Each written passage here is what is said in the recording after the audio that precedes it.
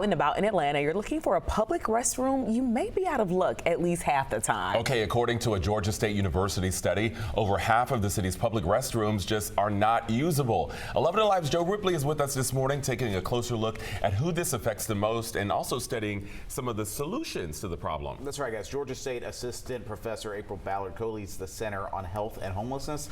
She says this is not an issue you can just flush away, right? Instead, she argues there has to be more investment in infrastructure, all to ensure access for something we all do every day.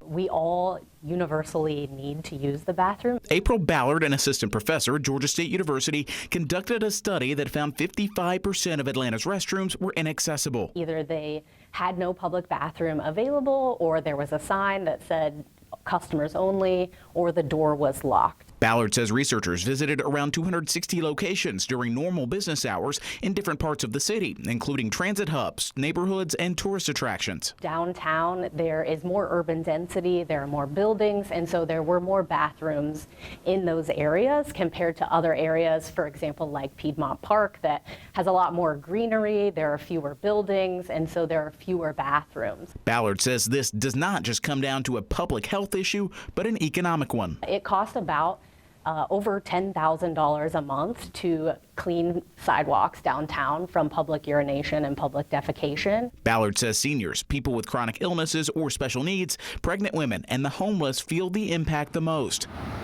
Sarah Zimbardi works with Central Outreach and Advocacy Center in downtown Atlanta. They don't want to have to go outside on the sidewalk. They want to have options, and unfortunately, they just don't have those. Zimbardi says the city needs to install more permanent restrooms that don't come with barriers to entry like cost or security screenings. We are hopeful that the city will continue the forward momentum and have permanent restrooms that are fully accessible. For most people, not having a restroom nearby is an inconvenience, but for them, it's really an issue of dignity.